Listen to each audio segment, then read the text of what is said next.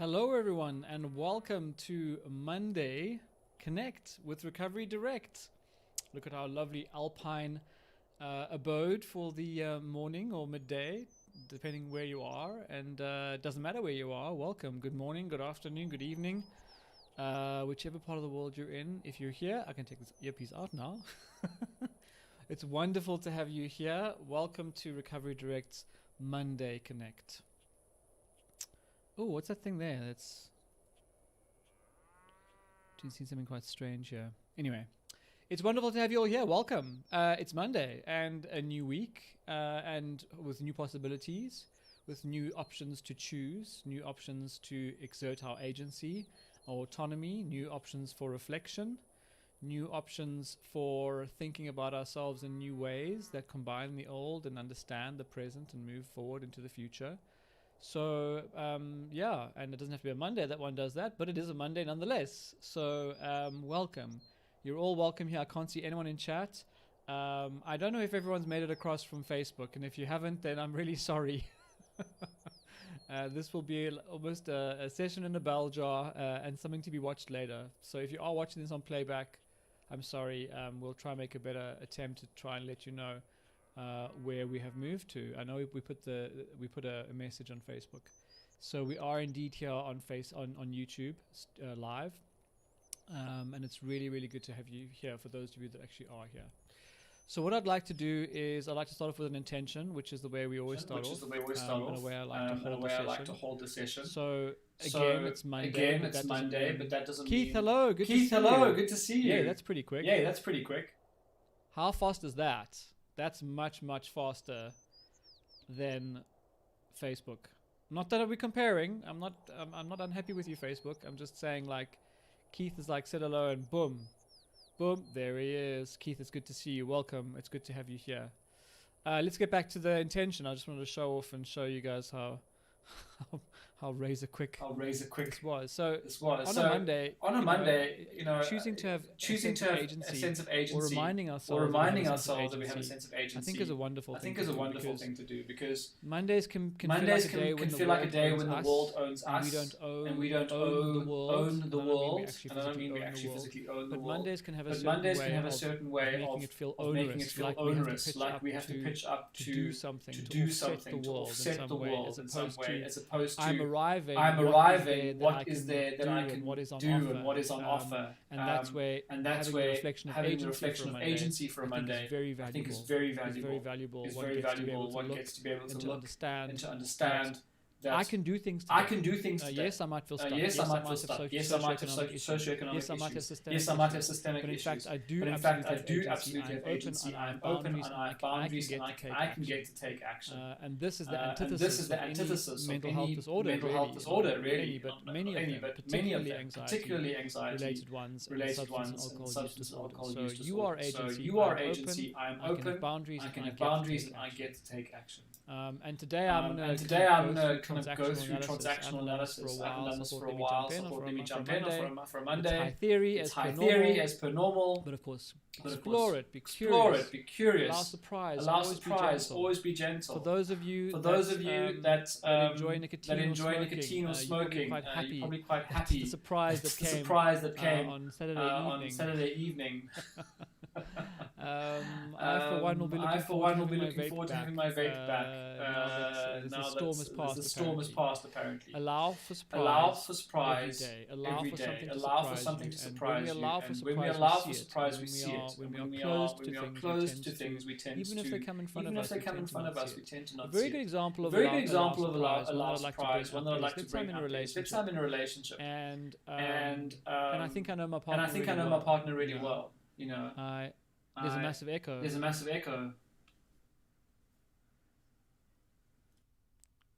Is it still there, Keith? Sorry, I just saw that. Yeah, they've changed. We've had to change a lot. So I love that, Keith. There is a massive echo. Straightforward. I love it. Should be better now. Let me know if it's not. I think it was picking up audio from this machine over here, which is doing this pretty little screen over here. Cool. Keith, thank you very much. I would like you to get your diamond. I don't know where it is. I hope YouTube very quickly will see how meaningful your association to this process is. So yeah, I wanted to just jump into surprise quickly. Okay, so surprise isn't just about like, oh yeah, I think it would be nice to like, to do something novel in my life. Surprise is also a way of not stunting relationships and interactions that we have. And let me give you an example. So if I have a partner and we've been together for some time, we do a lot of mind reading. I think I know them. And when I do that, there can be no space for surprise, because what I'm expecting is what I think I know the person's going to say. So I almost, in some ways, always put a lens down, a lens in front whenever they speak. And so if they say, oh, honey, but I really love you, for that day, you might think, oh, but you always say that on a Monday, or you always say that in the evening. You're not allowing yourself to kind of really hear what they have to say, because I'm kind of covering it with a lens. And I think that if you allow for surprise every day, just remind yourself that you're a human being born out of curiosity and drives, and allow for surprise. Speaking of surprises, we're on YouTube now, so it's a very different place for us. But I think the stream is better. It allows for different devices much better, different connectivities. It allows for much more instantaneous feedback. Keith was chatting. Thank you, Keith, for pointing that out earlier. I mean, Keith can chat, and I can literally in real time almost interact with you. So Keith, it's just you and me today, but that's okay. You're going to get a first class pass through transactional analysis. Okay, so let's get going. So today's psychoeducation, and then Wednesday is Q&A, and then Friday is a community kind of day, which is kind of cool as well. So what I'd like to do is start here, because when we start here, like there's a lot of intrapsychic work you can do in psychology. There's a lot of work you can do about experiencing in a loving and held way some of the traumas, or reflecting those traumas, not experiencing but reflecting them, having them understood. You can do CBT stuff, cognitive behavioral therapy. You can do all sorts of things. You can do, if you're in the 12-step program, you can do step work. There's lots of kind of things that you can do intrapsychically. But for me, the one idea in psychology that is the most freeing is when we act with a sense of agency and autonomy. And that's why Dr. Lance Doty's in his book here says, in The Heart of Addiction, says, when you can take action directly to deal with helplessness, then there is no addiction. And what he's saying is that's the mechanic for addiction. The reason dependency happens is because I redirect my energy onto a safe target.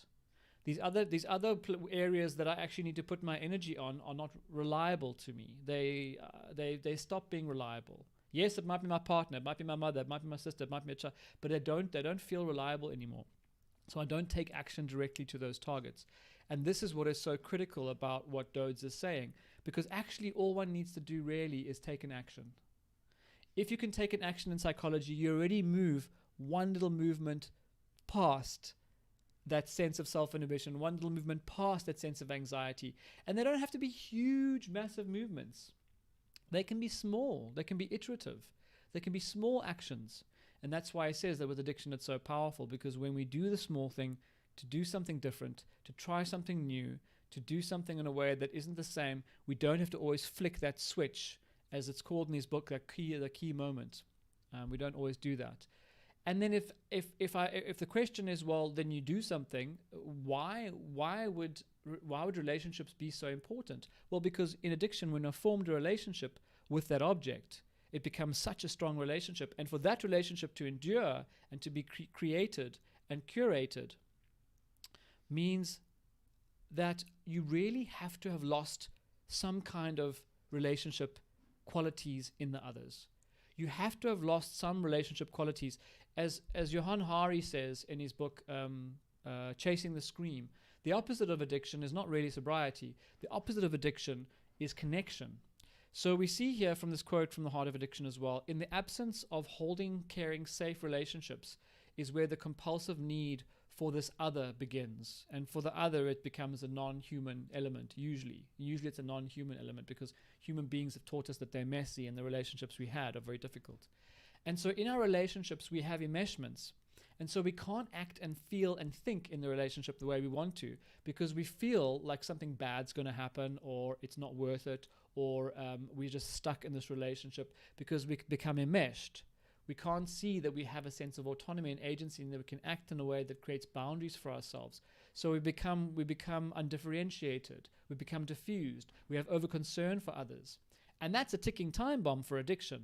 Because if I care more about someone else than I care about myself in terms of looking after the equality of my needs and my expressions, I'm always going to be swallowing down stuff with self-inhibition.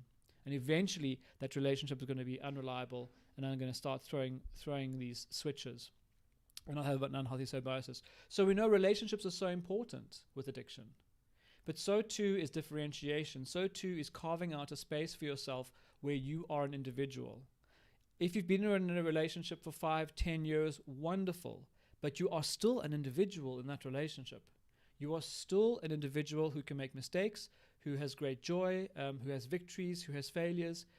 There is something very important about not ever being fused with someone else, because once we do that, we can't act with a sense of authority. And Dode says when you take action directly, that's when you stave off addiction. But you can't take action directly if you don't have a sense of differentiation in a relationship. So we know that with boundaries, it's so important. And there's many reasons why we don't use boundaries. And one of the defenses we use against boundaries is a transactional style of talking to each other. But first of all, a quick little top up on why boundaries are so important. Better self-esteem conserves emotional energy, which is yours to begin with. If you've got to get through a day, it's you. You are the organism that's to get through the day. Yes, you may have kids and pets and work, but a lot of that intrapsychic energy, that energy is required for you to do your tasks, not to look after the tasks or needs or the worry about the emotional content of others. And of course, there's more independence and agency as well. So as much as conserving the energy, we also have more independence and agency, which is so important when we think about, he says, when you take action when you take action directly to deal with things that cause helplessness and powerlessness, then you overcome the need for addiction. And that's important, because if I have boundaries, I'll actually have an ability to take that action, to have that agency. So it really kind of all moves together to create a much healthier system. And we defend against these things. We defend against really kind of having kind of relationships that are always vulnerable. I think in some ways what we try and do is we try and create relationships that are safe and that are steady and that are predictable. But predictable doesn't mean reliable. Predictable doesn't always necessarily mean safe. And of course, there's a sliding scale. One could argue that addiction becomes a predictable relationship that is not safe, that is not healthy. But so too is a relationship. For example, if I'm in a relationship and I'm deeply enmeshed with someone, if I'm in that relationship, it might be predictable. I know exactly when we're going to fight. I know what time of day it is. I know what they're going to say. We have all these preconceived ideas about how predictable this relationship is, but is it safe? Is it nurturing? Is it holding? And the reason for this is that in our relationships, we stop becoming vulnerable, and we start using unconscious styles of communicating to try and kind of offset our sense of dissatisfaction or lack of safety in a relationship. And it's almost a technique of almost a way of trying to control our anxiety in a relationship. And so we use unconscious styles. Now, if you're over the age of 20, you are an adult. Certainly over the age of 24, 25, you absolutely are a young adult. And at that point, you should be mostly talking to other human beings as an adult. Talking to a child in an adult tone, but as a nurturing tone, but talking to other adults in an adult way. But there was a theorist who found out that we don't do that. We start relying on old patterns of communicating with each other. And we communicate in these unconscious styles, particularly to the people closest to us and the people that mean the most. So, for example, my favorite example in the whole world is I come home, I'm dehydrated, it's been a hot summer's day. It isn't right now in South Africa, but let's say it was. It's a hot summer's day, and I open the fridge door. I live with my partner, and the jug is empty of water. And I say, what kind of an idiot can't refill a water jug? And now you can hear in that moment what a critical thought that is. What was I really thinking? Wow, I'm thirsty, I'm sad, I feel unsupported, I'm also a bit angry. That was really going on for me. But instead, I went straight to a parenting, a critical parent judgmental tone. and I loudly say, what kind of idiot can't fill up a water jug? And Dr. Eric Byrne, who designed or gave us transactional analysis, says that when we do that, it's probably going to enter into a complementary style of communicating. So if my partner, the water jug, Keith, I'm sorry, we're back there again. We're back at the damn water jug. Oh my goodness. It's really cool that the text is so quick though. I'm trying to feel out YouTube with familiar content and then move on to some new stuff. But I want to make sure that this platform is working properly. It seems kind of okay for now. It seems actually really quick. Like, what if I type something in here? What if I say the jug knows all? No, jug knows all. Let's see what the delay is like. 1 potato, 2 potato, 3 potato, 4 potato, 5 potatoes. 5 potatoes? Keith, I can read what you say in 5 potatoes as long as I'm paying attention. This is critical that I must be paying attention. Okay, where were we? Yeah, so that's it. And then, of course, the response of the other could be something, they're going to go into a juvenile response modality. So they're going to reply, and say something quite smarmy, probably, like, you're so talented, why don't you do it? And I see this roll out in relationships all the time. These transactional styles become very embedded. Sometimes they sound like sarcasm. Sometimes they sound like passive aggression. Sometimes they sound juvenile. But we never really find the critical. I'll hear partners also say to me, my husband's always so critical of me. Yeah, must go to gym, eat this, don't eat that, put that down there, don't do that properly. Oh, you wrapped the presents wrong. Oh, the kids, don't. And I hear you start. If you listen carefully, you start hearing the critical nature that comes up in these transactions. And you can also then start hearing, if this is the dyadic that you're in, the juvenile kind of strong responses that you find as well. And the problem with this is that it's not going to get us very far in terms of a healthy restorative relationship, because we're going to get stuck. This is what Eric Byrne says. We get stuck in these dyadics. So let's just unpack. Yeah, so here we go. My next slide tells us why we're going to get stuck.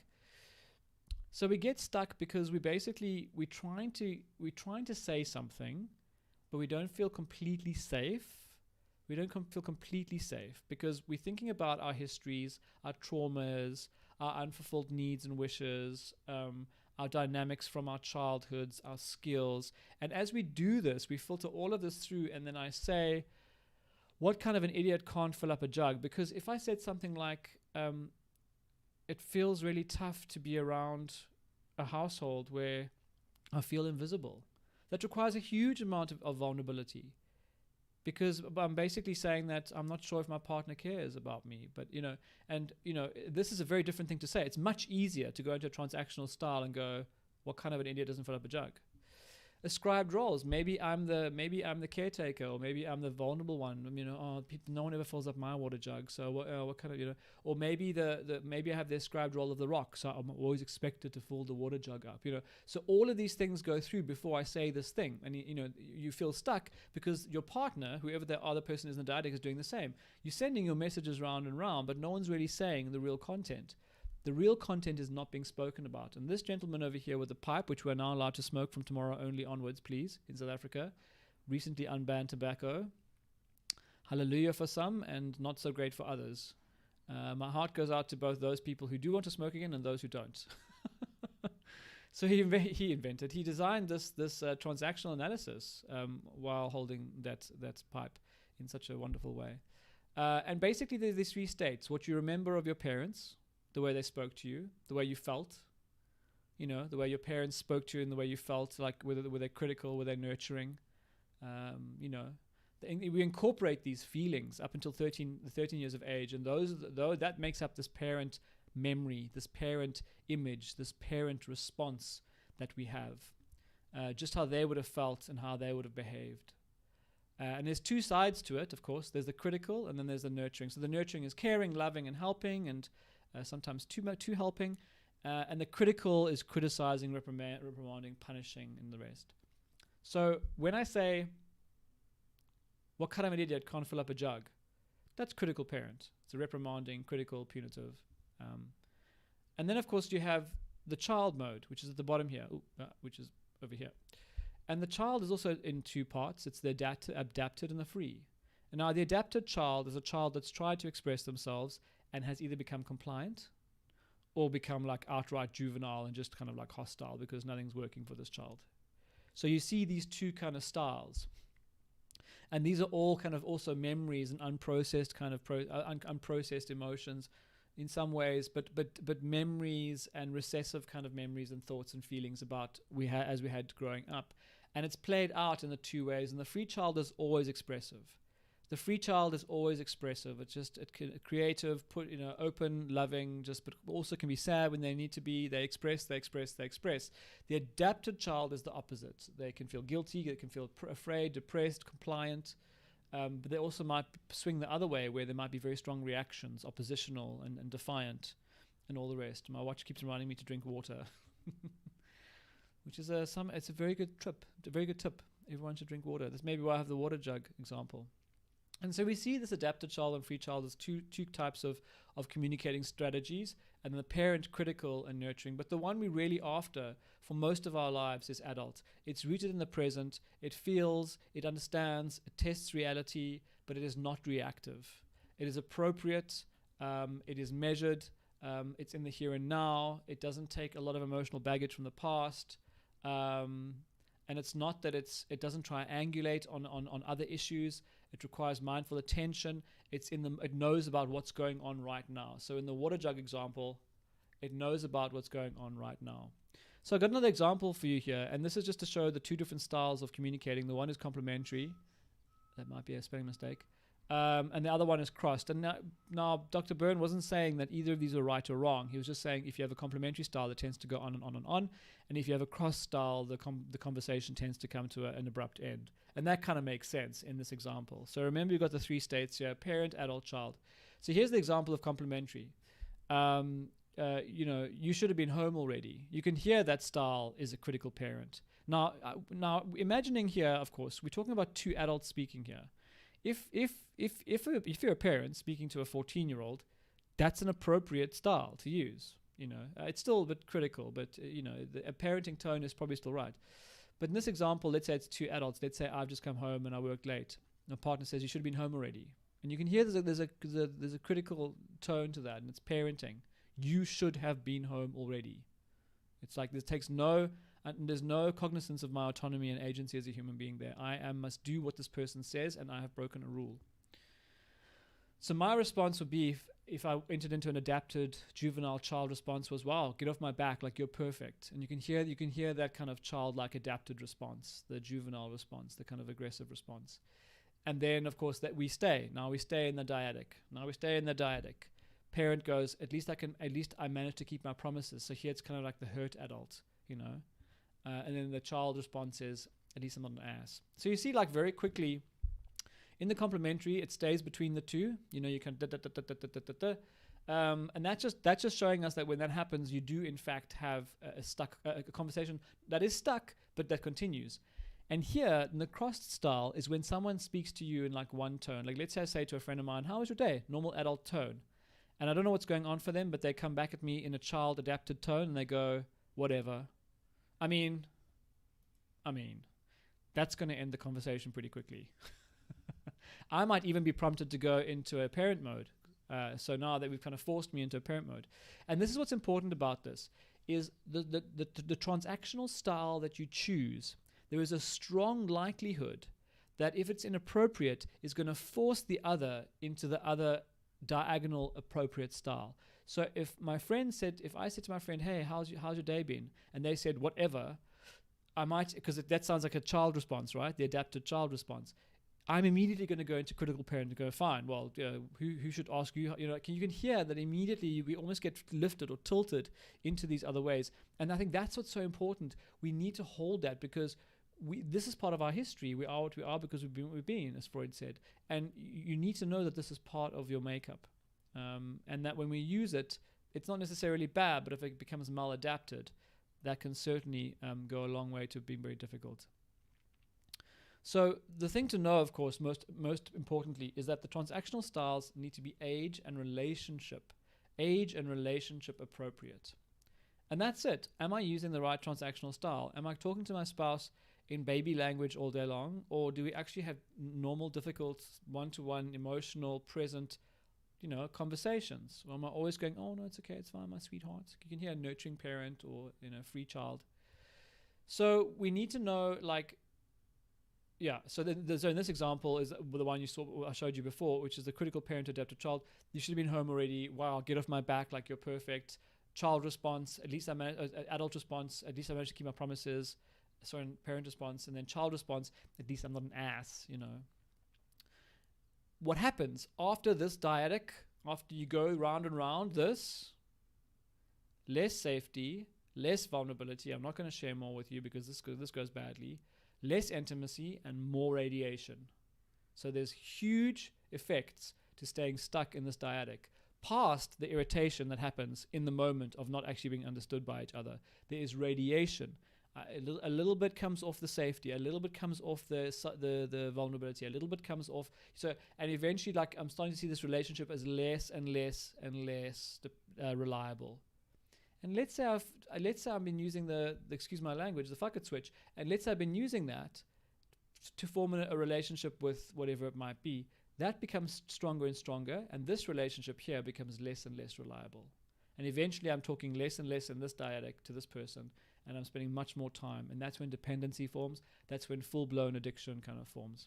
So what one should do instead, if I was talking to an adult, let's see what this looks like in an adult dyadic.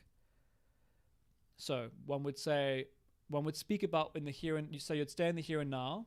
There'd be no judgment, but you'd stay in the here and now, and there would be emotional content. And what does that look like instead? I'm nervous to say this, but I was worried when you were not home on time. Everything okay? That's in the here and now. I'm expressing my feeling, I'm being congruent, and I'm also telling the whole story. Then my response will be adult. Yeah, sorry for making you anxious, got delayed in a meeting. Because I don't feel threatened, I don't feel judged, I don't feel attacked. Then their response will be reflective. Oh, it's okay, just glad to have you home.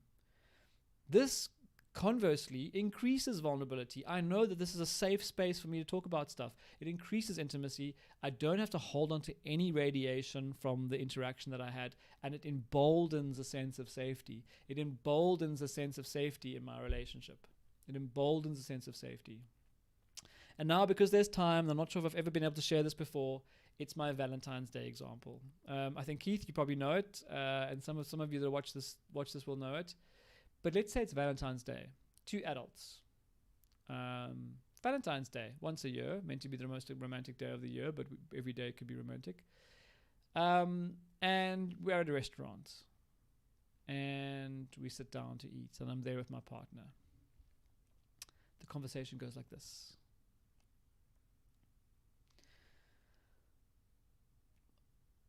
My partner leans over to me and says, in a nurturing parent, which is not appropriate because we're at a restaurant, it's Valentine's Day, we should be talking adult, right? But says to me, oh honey, because I've just ordered like a steak with all of the trimmings, all of the fat, all of the mayonnaise, all of the chips, you name it, it's on there. It's a calorie bomb. Oh honey, why don't you get some veggies with that? You know how much you love broccoli, Warning, what's happened here is there's something my partner should have been saying. There's something my partner should have been, if we're adult and it's the reason I use the Valentine's Day example is there's no more adult day than Valentine's Day. So as 2 adults, they're not saying the thing they should be saying. Instead, they're saying something else, and they're using the transactional style of nurturing parent, which is soft and squishy and seems appropriate because we use lots of new words with each other. That's what sort of romantic couples do. Oh, honey, why don't you get some veggies? Get some broccoli. You know how much you love broccoli, hey? Of course, that's going to make me head into the child dyadic, and I'll just stare blankly at them, which is a juvenile response. It's an adapted child response, but I'm thinking something. It involves 4 letters starting with F and ending with K. And that's the adapted response. So now I'm in this, and as Dr. Eric Burns says, if you start a dyadic, why can't I do this properly? If you start a dyadic in that direction, it stays complementary. It'll keep going in that direction. So round and round we go. So I don't say anything. Then they look at me. I haven't ordered any veggies. Oh, come on, you'll love it. So they persist. They stay in the nurturing parent mode. And And so then I just get more and more hostile. I keep swearing at them in my head, and we stay in this very unpleasant dyadic. And at the end of this, there's no sex at the end of that fucking conversation. So what you need to know is there's less vulnerability, less safety, less intimacy, more repressed emotions, and also unexpressed emotions. And it's Valentine's Day. It's a day for vulnerability, for sure, for intimacy. Here's how this would go if we really got to the meat and potatoes. Pardon the expression. My partner would say to me what they were really feeling, which is something like this. I feel nervous and awkward to say this, since it's Valentine's Day, of course. But I need to let you know I love you so much and I'm scared to lose you. I know you're managing your health, but I need to share that with you. Because that's what they wanted to say, not eat veggies, you know how much you love them. To which I would reply, because it's now an adult dyadic, I'll go, I didn't realize you're so worried. Maybe we can order some between us. Sure. Increases vulnerability, increases intimacy, no held emotions, encourages dialogue. And, it's important to know that why we use these certain styles with different people. So as part of your homework, if you guys feel like doing any, I'd love you to go through the list of all the most important people in your lives. Go through the list of the most important people in your lives. And then write down what your dyadics are. Write down what your transactional styles are. Am I nurturing a critical parent towards them most of the time? Are they adapted child towards me? Am I always criticizing them? Are they always criticizing me? Do we swap around? Do we change often? Is it appropriate? Is it age appropriate? And is it stuck? Do we have stuck conversations? And so do that. Write down next to each one. And the ones of people that are similar ages to you, over the age of 20, should all be adult. There should be no other styles that are used there. So it's kind of low-hanging fruit for the stuff to start working on. It's low-hanging stuff. And here's a quick little how-to about how to start re-engineering these styles. The first thing to know is this the correct style? Are we stuck in like parent and kid mode here? Or are we adult? Are our styles congruent? Are they authentic? Are they reasonable? Are they appropriate? Are we stuck? And you'll know if you feel stuck in conversations when you're walking away from conversations feeling unsatisfied. You will feel stuck. The second thing to do is think about what's not being said. So in the example with Valentine's Day, my partner, what they couldn't say, what they were not saying was, I'm scared to lose you. I am worried about your health. Not eat more vegetables. That was what was being said. That's called the triangulation. And then use a new way to express the emotions. Use the I feel, I need, what do you think about that? Or I feel, I need boundary. Say the thing that is not being said. In this way, we obliterate the transactional styles and we go into adult mode. And here's the benefit, is the more you move into adult, the easier it becomes, and the less unconsciously reactive you'll feel to go into swing into these critical parent or these adapted child responses. It'll be far, far less ingrained. So here's the example with a water jug. Let's redo that, shall we? Let's do it with no past material and no hinges. I would say when I come home, I'm feeling anxious to say this, but I need to let you know I'd like help refilling the jug. What do you think about that? How different is that? Then my partner has the opportunity to come back as an adult and say, oh gosh, I'm obviously mindless about this. I didn't realize I was upsetting you. I forget often. Please, can you remind me gently? How different is that to what kind of an idiot can't fill up a jug? Oh, you're such a magician to fill it up yourself. And you can see how different these transactional styles are. You can see they are. And that's so important, because if you want to take action directly, you need to be able to be in an adult dyadic. I need to not feel like an adapted child or a critical parent the whole time with the people closest to me. I need to be able to take action directly. And to take action directly, I need to have the right style when I communicate. It's been super. It's been super seeing you all, YouTube. It's time for me to go. It's really cool. Please come on Wednesday. We're going to try to build up some momentum here. Keith, thank you so much for being here. Keith, what a winner. Keith, where's your diamond, bruh? You need to get your diamond. Thank you, everyone, for being here. I know it's been not that many here today, but hopefully we'll pick up steam from the Facebooks. I know we're cross-posting to Facebook and what. We might end up doing a dual stream from here to Facebook and back again. But you know the drill. You're all beautiful. You're all worthy. You're all enough. You are spectacular. You are complex. You're allowed to say no without feeling guilty. You have a right to be accepting of your mistakes and failures. You have the right to put your needs in front of other people's. Not in front of other people's, to make them equal. Sorry, not in front of other people's. But most of all, you are beautiful inside and out. Have a superb Monday. Think agency. Think autonomy. And I'll see you for Q&A. And Q&A will be real time. Isn't that going to be cool? Real time Q&A on Wednesday. We'll see you all then. Take care. Bye-bye.